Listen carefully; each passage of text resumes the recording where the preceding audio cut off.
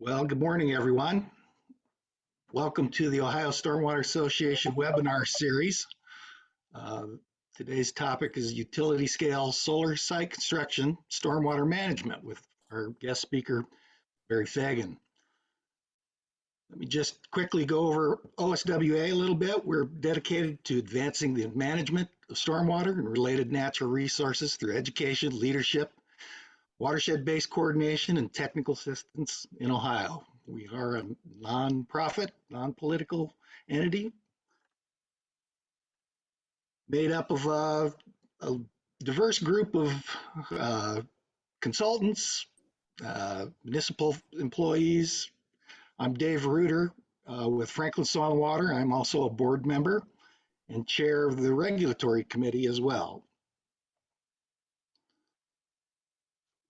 If you're looking to, we are a division of WAMO, so if you're looking to renew your membership or you want to join OSWA, be sure you're circling the Ohio Stormwater Association affiliation if you want to get the benefits of our content and professional groups. Also, be sure to check your area of interest for stormwater. And then get involved. We have several committees within the Ohio Stormwater Association. We have education, marketing, regulatory. We just sat an industrial stormwater chair, and we're looking for a chair for the extreme weather resiliency committee as well. So if you have those interests, feel free to contact any of us board members for that. So today's agenda, we've got Barry Fagan. He's a professional engineer with Volkert, vice president of the Environment and Infrastructure Group. And we look forward to your talk today. We've had a lot of interest in solar installations around Ohio recently, and we'll get into that here shortly. As far as Q&A goes, please use the chat box. If you want to post questions, we'll have an opportunity at the end of Barry's presentation to go over that, and we'll have those at the end of the presentation. With that, I will stop sharing and turn it over to Barry. And it's all yours, Barry. You can take it away. Okay. Well, thank you, Dave. And hello, everyone. I'm Barry. I'm with Volkert, and in case you don't know Volkert yet, we're a multidiscipline engineering and consulting firm that's really been supporting infrastructure solutions and delivering those for almost 100 years now. We're based out of Alabama, where I live and where I'm delivering this from today, but we have offices from Texas to Ohio to New Jersey, down the East Coast to Southern Florida, and everywhere in between. As Dave mentioned, I lead a group of environmental planners and environmental designers and environmental permitting and compliance professionals. And we work at the intersection of natural and built environments. And that's a place of potential conflict, but we're finding ways to have those two areas kind of complement one another. When built environment runs into natural environment or the other way around, we see that as a benefit, not necessarily a conflict. So I'm a stormwater guy. I'm a stormwater nerd, maybe like some of you are. I've also found myself in some weird places over the last 5 years, maybe like you have. I've done stormwater related work for the Ohio DOT and in Nevada and Colorado. I've worked for the Ohio DOT there. Currently, I'm working for the Nebraska DOT and Mississippi DOT and Alabama DOT. State, city, county, parish, private development. I get a good taste of all of that. I mentioned working there in Ohio. All of my experiences in Ohio have been positive. Dave reminded me of I can't remember a symposium of sorts at the DOT several years ago. I've also been to your Stormwater conference, and I just I think we have a lot of things in common, or I seem to find those between our two states, Ohio and Alabama. And I guess the most obvious one is high quality college football. Any Alabama fans out there? Yeah, me neither. I'm an Auburn fan and an Auburn graduate, and so that's one more thing that we have in common there. But while we're here today is the commonality we have with being fairly new to utility scale solar facilities. Here in Alabama, maybe the last 6 years or so, and it's emerging there in Ohio now. And me personally, I'm fairly new to this type of development. But I think the experiences that I've had so far, they've certainly been meaningful and valuable to me, and I'm happy and really appreciate the Stormwater Association for inviting me to share those experiences with you. And I hope that they'll be, I think they'll be helpful as you start to get into that world also. I used to work with the Alabama DOT. I worked there for 26 years and retired in 2016. And the most of that was in construction, or maybe half of it, more than half. And then the last part of my career, I dealt with, I helped to lead our stormwater programs and the environmental program for ALDOT. And I became that guy who was assigned those jobs that no one else wanted to do, particularly going to meet with angry landowners.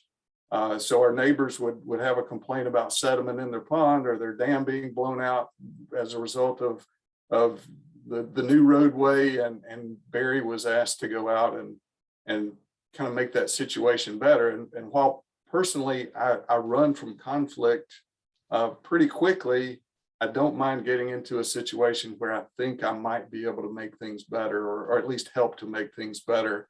And so that reputation, I guess, followed me beyond ALDOT.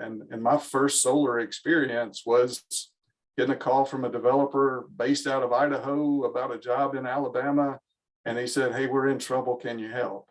And so it has been one client and one project after another with kind of a similar start. I have tried to convince our clients that if they'll hire us on the front end, I think we can save them some money on the back end. And actually a few have started to do that.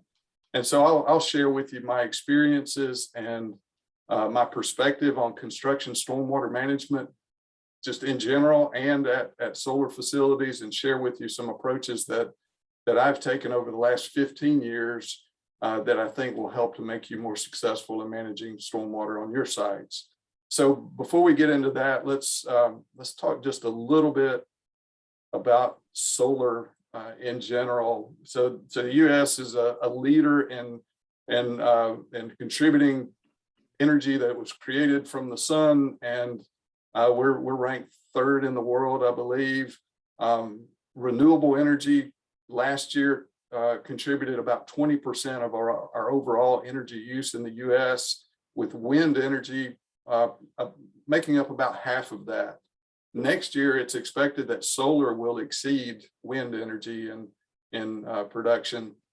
So all forms of renewable energy are growing. Solar just happens to be growing more quickly than the other. And if we look at a map of the United States, it's pretty obvious to me where solar ought to be. I immediately think about sunny, dry, flat places, and the desert Southwest and West Texas. That makes sense to me.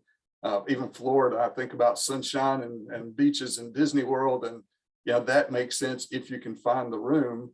What's a little more surprising to me are those northeastern states and the upper Midwestern states. It's probably a misperception, but I don't immediately think about sunshine when I think about those places. But here recently, it was announced that that work is starting on a 13,000-acre solar site in northern Indiana, your neighbor, and that's huge. That'll be the largest in the U.S. And one of my coworkers there in Indiana told me yesterday that she heard that there would be a 14,000-acre site coming to Wisconsin soon, and so that's pretty big in scale and a little bit surprising to me. But if it can be done in Wisconsin and Indiana, of course, it can be done in Ohio. And so as I was doing research for this talk back in August, I could only find 2 utility scale facilities in Ohio. There may be others, but that was all I found. But I did stumble on this map and learned that there were over 40 applications for utility scale developments that had been filed with the Ohio Power Siting Board. So definitely solar is coming. It's there and it's coming and it's growing. I actually shared the flyer for this webinar with one of my solar contractor contacts, and he emailed back. He said, "This is great.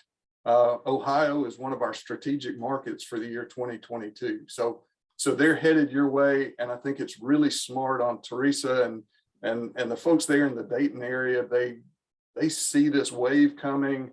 We're all stormwater professionals, and we understand that if you build anything on 14 or 13,000 acres of land, even 1,000 acres of land, you better be on your game there in Ohio. And so I appreciate the association taking this topic and wanting to dig a little bit more deeply into it, just to prepare for the future. So what's driving solar? Obviously, there's an environmental benefit, especially if you compare solar energy to the burning of fossil fuels to get electricity. There's some obvious benefits there. The statistics are a little bit hard for me to wrap my mind around. I don't know what a metric ton of carbon dioxide looks like, but I do know that carbon dioxide is a greenhouse gas that contributes to climate change. And I know that we are already experiencing the effects of climate change in the form of increased storm intensity and increased frequency of storms and the depth of rainfall that we're receiving. And so that's for us, that's you and I as stormwater professionals to deal with. You know, if we're not addressing stormwater and how to deal with it once it hits the ground, then who is? So that's kind of the connection for me. But the growth isn't all about the environment. It's about money, like a lot of things, and so there are different types of investment into solar, and of course there's just the branding benefits for companies. You can see Goldman Sachs there. They've decided to invest in sustainable things, and they're hoping that their demonstrated corporate values line up with my corporate values and your corporate values, to the extent that we would send them our money to invest in those things. Same thing with BlackRock investment. But we're also seeing entities like Facebook and Google and Amazon, those entities that use a lot of electricity. They're seeing operational cost decrease when they get that electricity from a solar producing facility. And then I guess another type of investment into solar, a lot of the clients that I work for are investors. They put their money on the line to construct a solar facility in the hopes of selling that facility and getting a good return on their money, or hanging on to that facility and then selling the power or electricity from it in the future to get their return on their money. And while those clients, I enjoy those clients actually, and they're money people, they're accountants, and they're finance people, and they're attorneys. And it's sometimes odd to see them sloshing around in the mud with me out on a site, and sometimes they get our terminology tripped up a little bit, but they're very quick to learn about our world of managing construction stormwater, because they literally have a vested interest in it. You know, if construction stormwater is costing unnecessarily or unexpected amounts of money, then they need to know about that, and they're very interested in our world. And so if you were investing in a solar site, where would you put it? You know, I mentioned some of those obvious states. That's where I would go first, and mainly because I know that you need sunlight to produce solar energy. One thing I hadn't quite thought through is you also need a connection to the energy grid. And the energy grid doesn't work exactly like I thought either. You need to be close to it and have a connection. But I guess over the years, thinking back on my physics teacher in high school, he taught us that if you put an electron into one end of a wire, and one electron would pop out on the other, and kind of like a garden hose with marbles in it, I think is the way he described it. And so I just assumed that if you stuck an electron in Los Angeles, one would pop out in New York. Well, that's oversimplifies and doesn't work. There are inefficiencies, and our grid isn't as connected as I thought. And I was reminded of that this past winter when Texas's grid went down. No one could help them because it's Texas's grid. They're all isolated there on their own. And I remember a solar developer, when I first started, I said, so what, did y'all run out of room in the desert?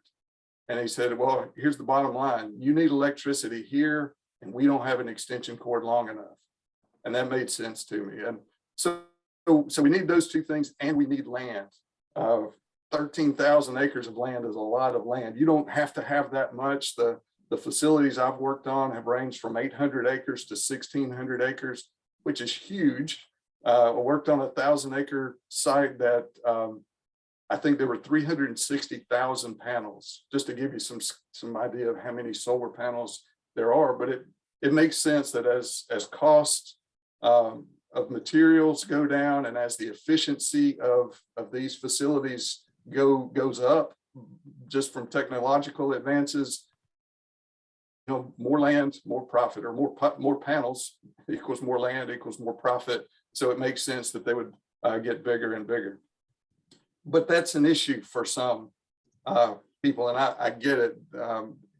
When a solar facility comes to town, not everyone is excited about it. And I guess some of those chief complaints about solar are they take up usable land, or land that could be used for agricultural production. And there's an element of habitat removal. There are no trees on a solar site.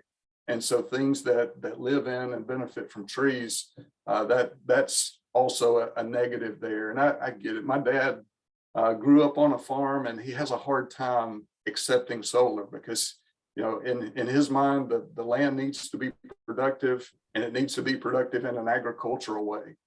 But I also think there's I know there's also a political element to that, that is within him and others.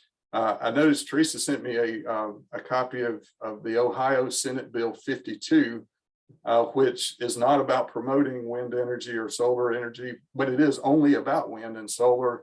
But it gives local communities the ability and the authority and a mechanism for saying, not in my backyard. We don't, if a county decides that they don't want solar or wind, then they can prohibit those types of developments within their county.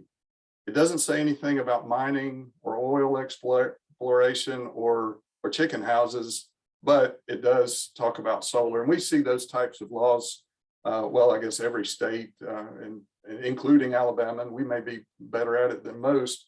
But when I see that type of law, it makes me cringe just a little bit. I don't like to see us lock ourselves down, especially when I think the source may be coming from fear or a lack of information, or maybe misinformation. Good old-fashioned politics sometimes play a part. And I'm not saying that's what's behind Senate Bill 52, but it looked familiar, and I just hate to see us lock things down like that.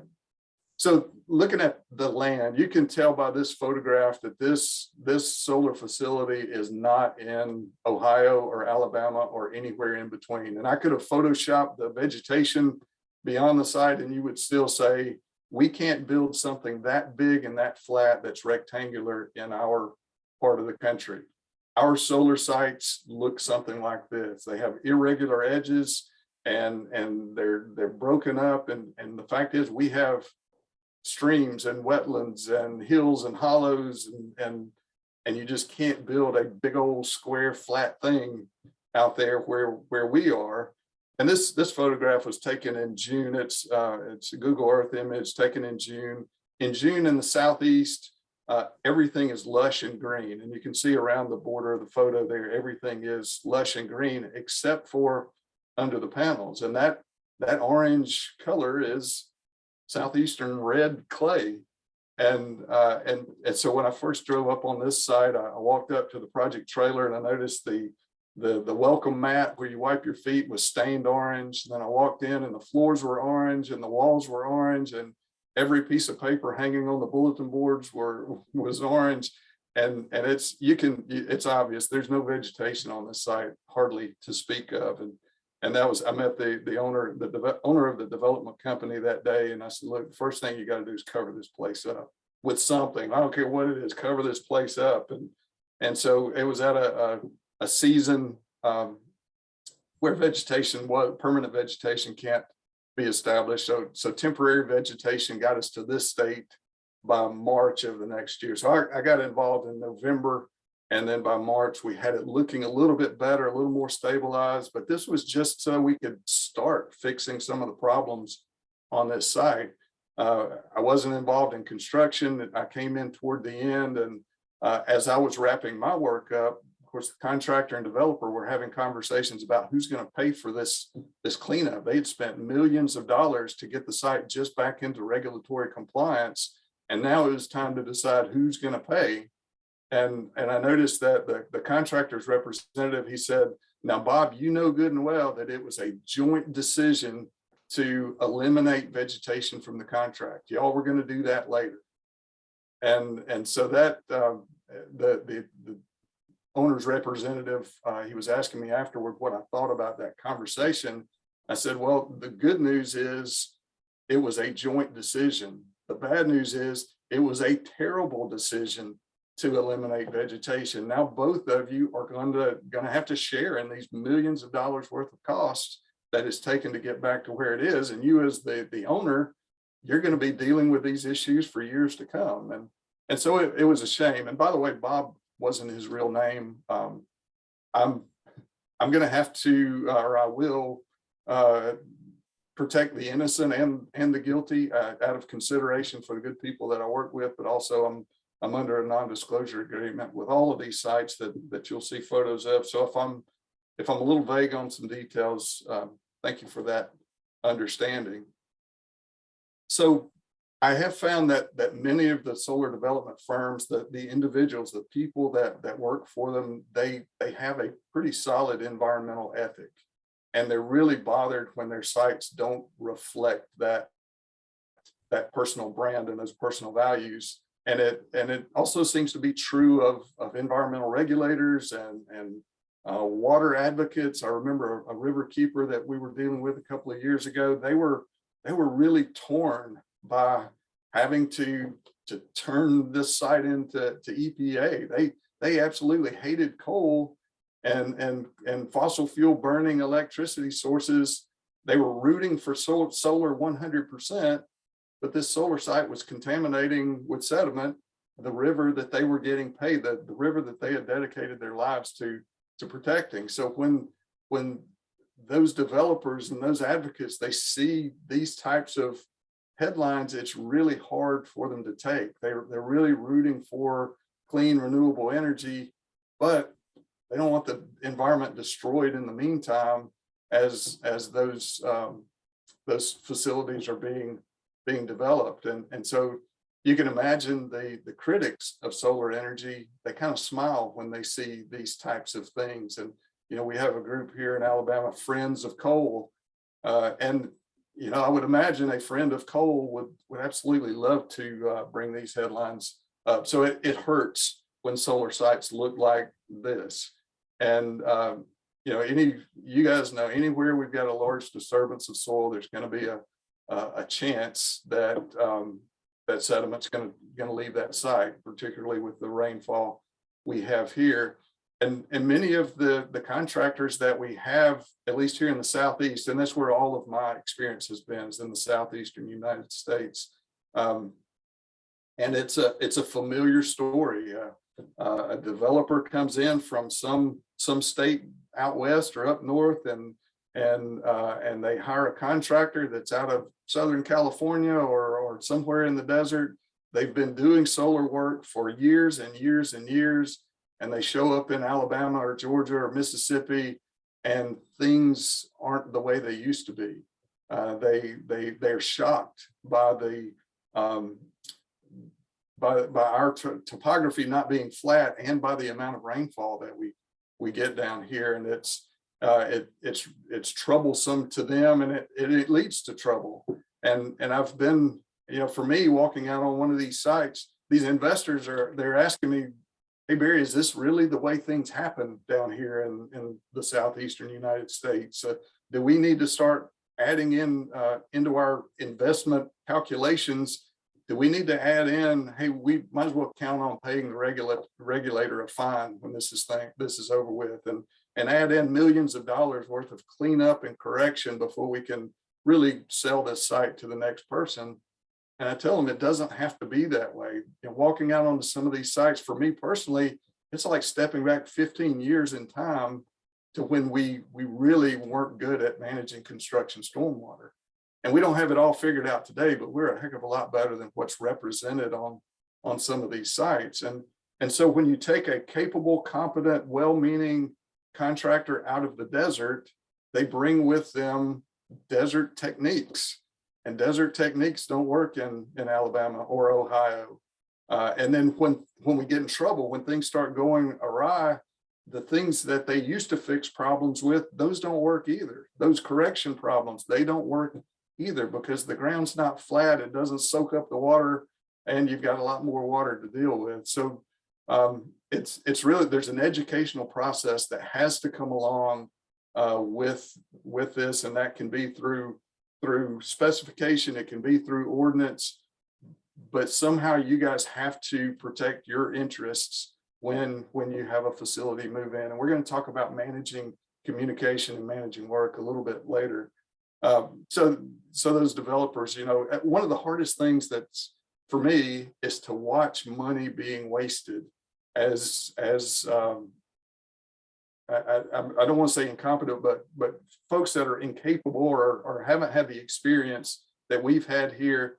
They're really trying, but they're just spinning their wheels. And the photo there on the right, I remember standing there saying, wow, there's a lot more water coming out of this area than I would have expected. And the contractor's rep, he said, yeah, I need to get that silt fence stood back up. And I said, no, please don't waste another dollar on silt fence to put in this conveyance. Let's address the water. Yeah, this ditch on the left there, this was probably the second or third time that the lining had been put back into this channel. And I would tell them every time, I'd say, look, get your designer to specify a channel lining that will hold up. I don't think this will hold up. And with this particular photo, the superintendent said, no, we put these checks in between, and that's going to hold the small aggregate. Well, the next time it rained, all the aggregate was gone, and they had to do it again. I bet this one channel was probably reconstructed 4 times, and there's probably $10,000 or $15,000 worth of aggregate being lost every time. It's down in the sediment basin down below.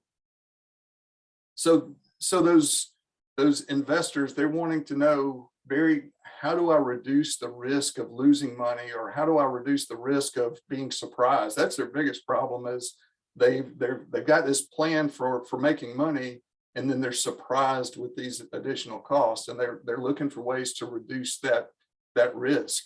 And so I've personally started looking at projects and stormwater management in a very different way now. I look at it not through a lens of compliance or water quality protection necessarily, but it's about risk. Most of the things that can sink us in construction are beyond our control. We don't get to control how hard it rains, how often it rains.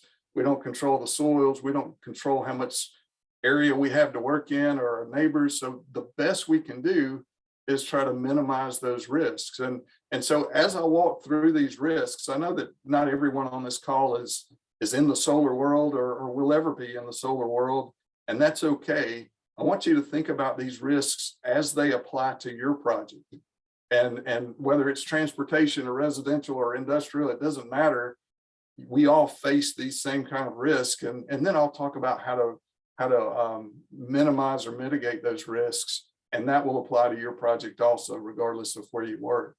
So one of the easiest way to decide whether or not you're in compliance is if the water is leaving your project as orange, you are not in compliance, regulatory compliance. And if that water crosses a public road, somebody is going to see it and you're about to spend some money.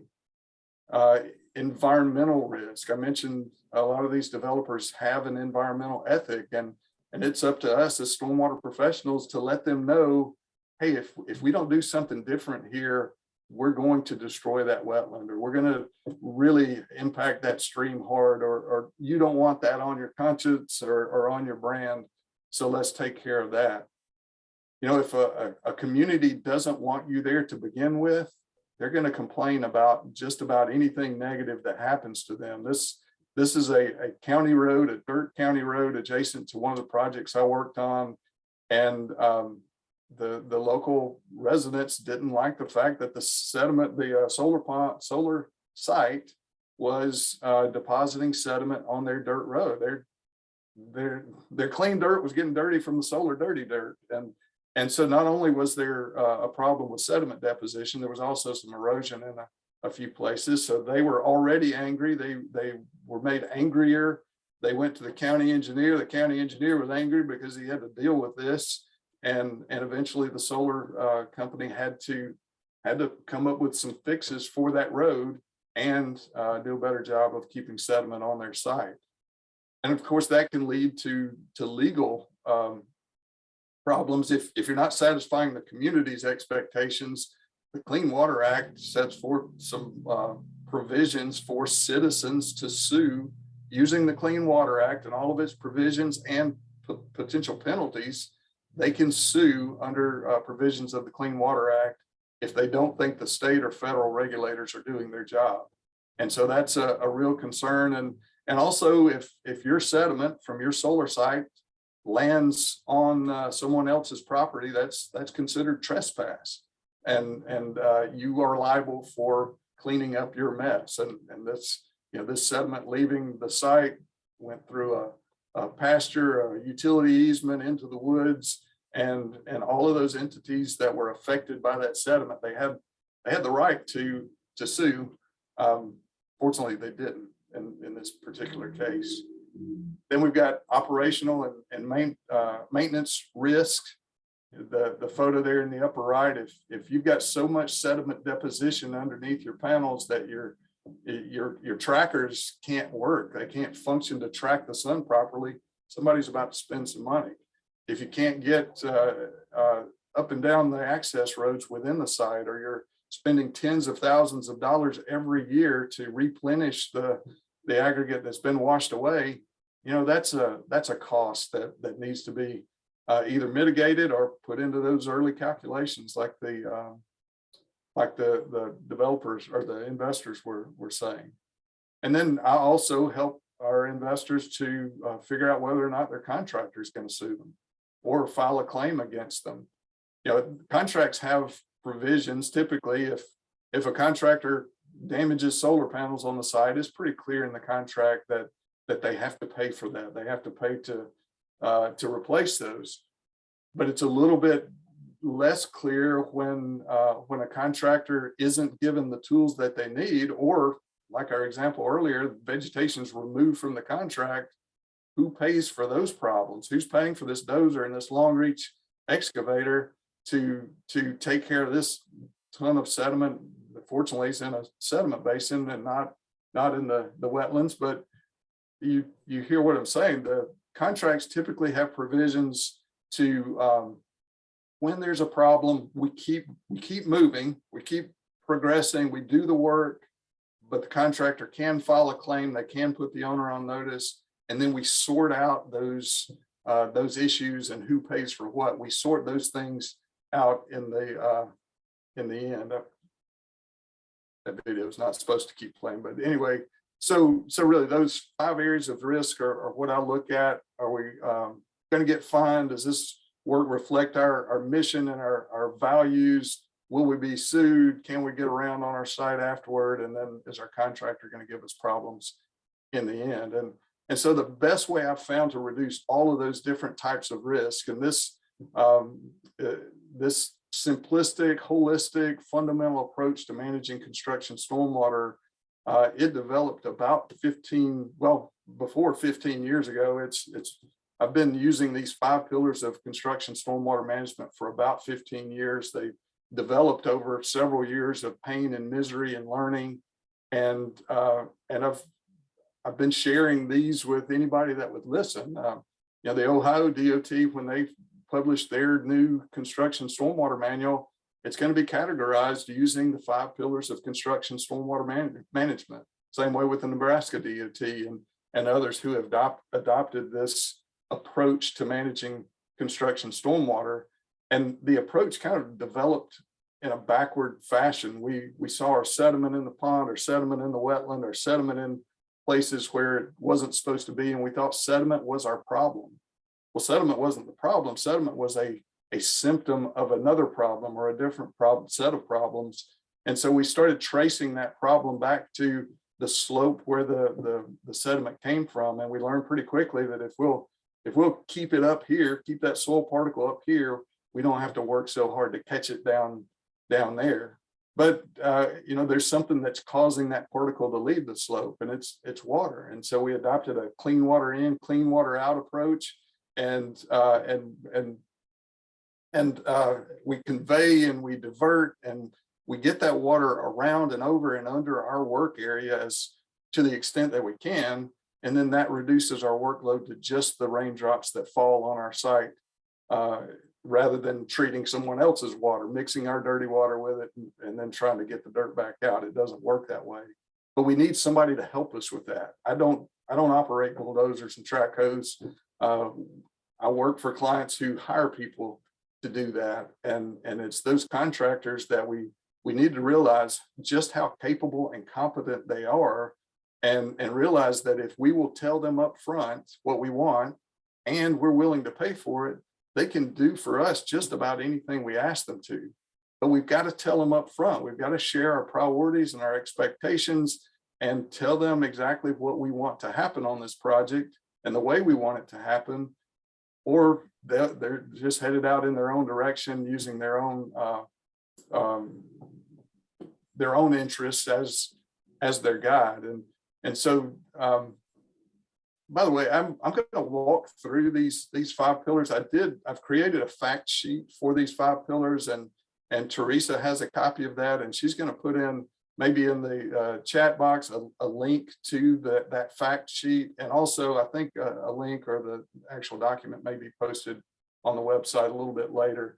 But if you have any questions about the 5 pillars, please give me a call. And again, as we walk through these, they're not only applicable in solar development, transportation, residential, industrial, whatever it is, at whatever stage of construction, we can apply these. So managing communication, that includes pre-bid meetings and pre-construction meetings. It also includes specification, contract documents, and plan notes, and really anything to convey the priorities and expectations of the people who write the check. That's what managing communication is. And managing work is, I mentioned the person who writes the check. I get pushback on this one, because designers in particular say we can't dictate the means and methods of the contractor. Well, who says you can't dictate the means and methods of the contractor? You're writing the check. You know what's good for you. You got a contractor coming out of the desert to Ohio. You know a little bit more about managing construction stormwater in Ohio. So let's tell the contractor up front how we need this work to be done, and then expect that they do it. Of course, we're going to be willing to pay for it. It's in the contract. So this is staging and sequencing the project to delay and minimize both the area of disturbance and the duration of disturbance. It's simply promoting a continual pursuit of permanent vegetation or permanent stabilization. And it's not about erosion, it's about managing the work of the contractor. I know this photo isn't great. I had to zoom in so far on Google Earth that it got blurry, but what I'm trying to show is this is a stage of construction where posts are being driven, racking for the solar panels is being assembled, and you can't see a stick of grass anywhere on this photo, and it does not have to be that way. You can drive a post into grass, right? So So just imagine, what if this were a cow pasture and it had established vegetation and your contractor needed to drive all these posts? Yes, some of that's going to be torn up, especially when they start putting in their underground cabling and utilities. But we're starting out with, we're delaying disturbance, we're limiting disturbance, and we're just putting ourselves in a much better place if we can preserve existing vegetation. And if we have to clear and grade, then let's establish vegetation before we start this type of operation. That's what managing work is about. Managing water is simply, as I said earlier, that's taking water over, around, under, however you can keep that water out of your work area. That's what we do. So we're addressing runoff from properties coming to us and through us. We're addressing runoff, the raindrops that land on our site. We're thinking about also thinking about dewatering effluent. And just remember that water is dumb. We get to tell it where to go and how fast to get there. And if we don't tell it where to go, it's going to go where gravity pulls it. And you're going to get a site that looks something like this if we're not intentional about where that water has to go. And this is, I'm actually helping an owner on this site. A site was sold to a new owner. This is what they received, and they started paying attention to how these major gullies on their site are affecting their maintenance operations. And many of these rows, I think we estimated about 400 rows, you can't drive from one end of the road to the other. So the mowers, they go down the row until they hit that big gully, and they either have to back out or turn around if they have room, come back out of the row and then go around and enter from the other side. Same way with solar panel washing, and it becomes about money. Again, it's about efficiency and maintenance and operational costs.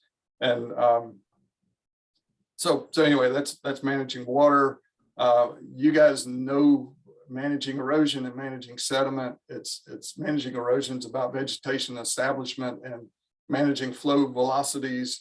And so vegetation establishment and preservation should be at the top of everyone's mind the day we start clearing, and it should be there until we have a decent stand of vegetation. And so this slide is, this is where the product manufacturers and salespeople get angry with me. But I want to share with you, over years and years of experience and intentional testing and observation, and putting traditionally blown and crimped straw mulch against and beside more expensive hydraulic mulches, expensive ones and less expensive ones. Traditional mulch wins every time. And so I know that's hard for some to hear, and please let's talk about it, or if you want, send me hate mail if you want, but I wanted to share that experience. If we're talking about 1,000 acres and you can save a per acre cost, just know that traditional straw mulch blown at a decent thickness, 2 or 3 tons, 2 tons per acre, and then crimped adequately, that is going to work better. It's going to last longer than anything a regulator or a salesperson or anybody else is trying to sell you. So let the hate mail begin. So managing sediment, that's just about slowing water down. It's hanging on to water long enough for sediment particles to fall out. And if those particles are clay particles, you're going to have to hang on to it for a long time, or and add flocculant to it in some cases to get those particles to settle.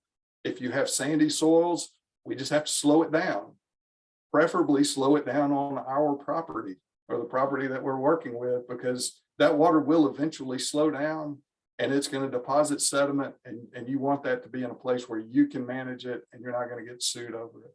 So so again, remember these 5 pillars, they apply to any type of construction at any place, and really at any stage of construction. When I'm brought into a site, and there's some sites that I look at on a monthly basis, and then even a few DOT sites that I look at on a weekly basis, and I'm running through these 5 pillars as I'm driving up on the project. Are we talking to one another? Is the contractor doing things in a sequence, in a phasing that benefits them or are they doing things in a way that benefits the goals of this project?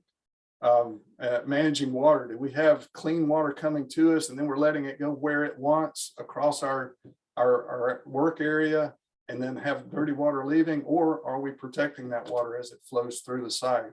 And then obviously erosion, are we getting to a permanent stand or stage of stabilization as quickly as possible? Is that on everyone's mind? We need to finish this right now. And then lastly, sediment, are we hanging on to the water long enough to get sediment to drop out of the remaining sediment? So those are the 5 pillars, and they're laid out in order of priority, should be priority, in order of effectiveness, and in order of economy. It is much cheaper to host a pre-bid meeting and tell everybody up front before they throw their bids in, tell them exactly what's going on here. This is what a sediment basin looks like, and this is how we expect it to function, and this is what you're going to have to do, and this is what we expect. That's a whole lot cheaper than actually constructing the sediment basin on the back end. So, John Maxwell, leadership author, he says that 2 of the greatest challenges of any organization is to get their employees to think and to do things in order of importance. And this, I feel like the 5 pillars has been thought through and vetted, and it's been successfully used for about 15 years, and it puts things in a correct order of importance. And so I did drop several slides this morning out of interest of time. I wanted us to have plenty of time to talk if you're interested and have questions. So let's do that now. And Teresa, I think you were going to monitor the chat and lay out any questions. And do we have any yet? Yeah, we definitely do. Yep. So I'll begin with the first one. So in your experience, who applies for the state construction permit? Is it typically the contractor or the solar company? So with solar development, there'll be a solar developer who will get the design up to, say, a conceptual stage, or maybe 30%, and then they will take bids for where EPC contractors will bid on that, doing the rest of the design work and building the project. And EPC is engineering, procurement, and construction, I believe. And so the EPC contractor, they will have their own engineering design firm, and then they will do the work themselves and with subs. Typically, the permit is secured up front just to make sure it can be secured up front. We're talking about 1,000 to 13,000 acre site, so the regulators get nervous. So it's in the owner and developer's interest to go ahead and get that up front, and then they typically transfer that ownership or the permit coverage to the EPC contractor. Has been my experience. Good question. How much impact do the solar panels have on a particular site in terms of changes to runoff coefficients or curve numbers? And is there a similar level of the development that these sites are similar to in terms of setting the post-construction calculations? Yep. So today, solar panels are not fixed. So you might have in your head that a fixed solar panel, the raindrops are going to fall on it, run to one side, and then there's going to be this drip line where water concentrates and causes problems that way. Today, solar panels, they track with the sun. So in the morning, they're facing eastward, and as the day goes by, they flip to, or they rotate every couple of minutes to horizontal, and then at the end of the day, they're facing west. And so because of that, there's not a real defined drip line. So that's not a concern. And really, so that water, it hits the panel, rolls off one way or the other, lands in the grass, hopefully, and then runs off. And so I would argue that a runoff coefficient for a solar site would be very similar to a grass pasture with some access roads, of course.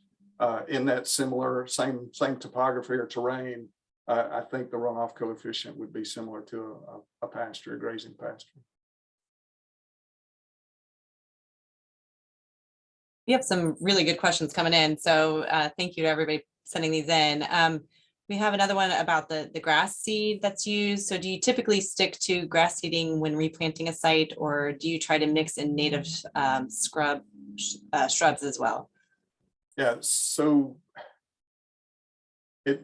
well, first there need to be a seed species mix that is appropriate for where the location, the geography, and the location within Ohio or wherever you might be. There also needs to be that mix needs to be appropriate for the season. So we in Alabama, it's hard for us to get Bermuda grass to establish if we plant it, say, after July. And so we really need to wait until next spring. And so we may choose a seed mix that holds the world together right now and through the winter. And we may put some unhulled Bermuda in there, some permanent seed that we hope will come back up in the spring. But we really have to be watching that to make sure that it actually does come back. And then we supplement that with some seeding, kind of seeding and stubble type processes. So let's see, so species types, you want a lower growing plant, of course. You need to be thinking about fire. You need to be thinking about maintenance. Here in the Southeast, it's Bermuda grass and fescues and Bahia grass typically. I don't know what those appropriate seed mixes would be for you guys, but just be thinking about maintenance and I guess clearance underneath the panel. You don't want your grass getting up in the wiring and everything underneath the panel, even, and take into account as it rotates at its most extreme rotated position. So I hope that helps. I'm not I tell you what, I would consult an agronomist or somewhere there in your area, wherever your area may be, and just make sure that you've got your goals, and then a good agronomist can help you meet those goals with recommendations for seed mix. Thank you. Yeah, great. If you're still good on time, we've got a few other really good questions. So with your experience, whether positive or negative, using sheep to graze around the solar panels, is that been a good experience, or, in I guess inverse, in lieu of mowing, have you had any experience with using sheep? Yeah, that was actually one of the slides that I pulled out. I have not personally had that experience. I know that our neighbor next door in Georgia, there are several examples of farming agricultural operations going on underneath the solar panels. When I talked to, I talked to one just a few days ago. I talked with one of my solar contacts, and I just brought up that concept, and he said, yeah, you need to get your panel up high enough that, of course, sheep and goats don't jump up on top of the panel, but also you don't want them eating your wiring. You're going to have a different layout than what he had as far as protecting the wiring. But I think it kind of answers that question of, my dad's question or problem with taking it out of agricultural production. But I've found that with my dad, at least, when I bring this up or show him images like that, he finds another reason to not like solar. Yeah, because that was another question that came in too, as far as, is it possible to farm in the rows in between for things such as like hay or grain? Yeah, another potential, I guess, multi-use of these sites is planting pollinators. I've seen several initiatives to put pollinator plants inside the solar facilities. Of course, you've got to plan for that, plan for what it looks like, and also plan for the things that eat the things that like pollinators. So birds and that sort of thing could become a problem, I think.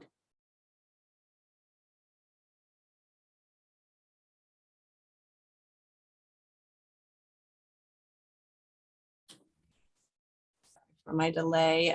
So how do solar fields impact stormwater calculations in the sense of curve numbers and peak discharges?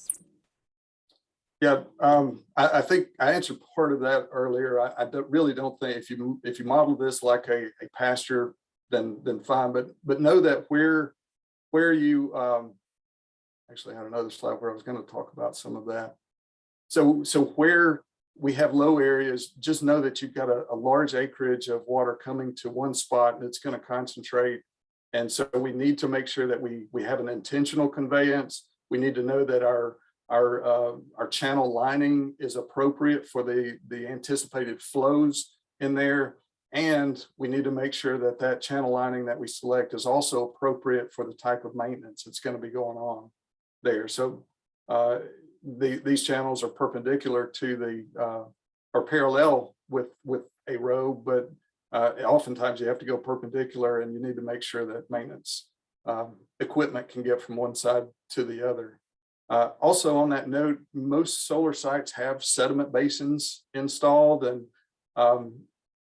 in several instances I've seen as a part of the design, those sediment basins were to be filled in or bulldozed or otherwise taken out at the end of construction. And I think that's a really bad idea. If you can leave the sediment base, even if it's a temporary, designed as a temporary sediment basin, as long as your spillway is big enough to handle the flows that you need to handle, the floating skimmers can clog, they can break off. That's okay. The baffles can degrade and go away. And what's going to happen is that pond is eventually going to turn into a wetland of sorts with cattails and wetland plants and fill up with sediment ultimately. But that's sediment that's not in the receiving water downstream. So incorporating, typically detention isn't an issue, but leaving, I guess, for water quantity, but water quality is an issue even after the site's regulatorily compliant. Water quality is still an issue, or can be. Great. This one's interesting. I wouldn't have really given much consideration to this, but I think it's a great question. So have you run into any issues with fire that may come from dried vegetation?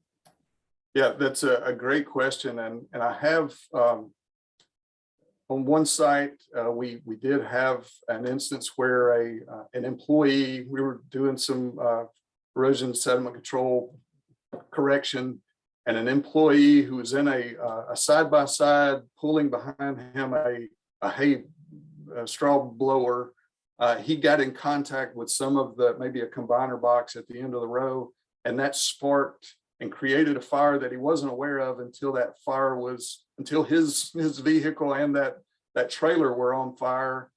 And instead of jumping out and getting help, he decided he would drive himself to help. So he dragged that fire around the field until he had to get out of that vehicle. But there are emergency plans and contacts and all of that. I was actually with the maintenance guy at lunch when he got the call, and he immediately made sure that the fire department had been contacted and the plans were working and in place. So yeah, that is a concern where we have dry grass underneath the panels, but they try their best to prevent that. I think we'll do one more question, and then there's several others that have come in, and I've been keeping tabs on them, so we'll be sure to follow up afterwards if your question didn't get answered. But with the final question, are solar farms typically do they typically hold an NPDES permit, or do they have their own separating permit like an oil, gas, or logging permit? Yeah, so most solar farms are out in rural areas, so they're not really impacted they're not inside of an MS4 boundary. They could be, but typically not. They're not owned by a governmental entity, so even if they are in those urban areas, they're not regulated by MS4. After construction is over, there's no longer a construction discharge permit associated with them. Now, some of the equipment out there does have oil within it, and I'm sure the Federal Energy Regulatory Commission, FERC, I'm sure that there are some requirements and permitting associated with it, just a site that generates power in general. But as far as water quality goes, I'm not aware of any other requirements beyond construction, stormwater management, and an MS4, if that. There probably could be local requirements and ordinances, depending on where you are, but generally, no, there are no other water-related permits associated with the solar site. I know Ohio EPA has a fact sheet that's available. So if anybody is interested in looking at that fact sheet, we can include that in the correspondence that goes out after this webinar as well. Yeah, and we'll be sure to have Barry's contact information in there as well, and get a follow-up to some of these questions. I think we're reaching the end of our time frame. Let me get to. So Dave, as you're getting your slides up, I do want to say thank you for everyone that joined us today. I appreciate your interest in getting better at managing stormwater. That's kind of my mission, is to help good people get better at managing stormwater. Thank you to the Ohio Stormwater Association for your leadership and your forethought on this particular topic. I think it says and shows a lot about your organization. And I guess lastly, like Dave said, my contact information is out there. If you ever think that I can personally help you, or if Volker can help you with feasibility or planning or design or permitting compliance, getting out of a pickle that you might be into, even permitting beyond environmental permitting, we do a lot of that for energy companies and others. So however I can help you, I'd love to have that opportunity. So please just give me a call, connect with me on LinkedIn, however you want to contact me. I'd love to help. But thank you, Teresa. Thank you, Dave. Thank you for setting this up, and I appreciate this opportunity. Yeah, thank you, Barry. I do want to recognize our sponsors. If you are interested in sponsorship, we have various partner levels to do that. You can contact. We've got some information there at the bottom on contacting the president or some of our outreach members as well. Get involved with OSWA. You know, this is the kind of content that we offer, and we have that available to you if you're a member. So join us and get involved with the committees. Let's see, what else do we have? I think upcoming OSWA events, be ready for next year's webinar series. I'm sure, coming up with a list of topics and dates for next year's events, as well as the Ohio Stormwater Conference. Once again, hope to see you there, Barry. That'll be in May. Put it on your calendar. And again, thanks again to Barry Fagan for his presentation today. I hope you all learned something and have some information and good contacts to make after this. Also want to recognize Dana. Thank you. I forgot to mention about signing up for your names on the chat so we can follow you.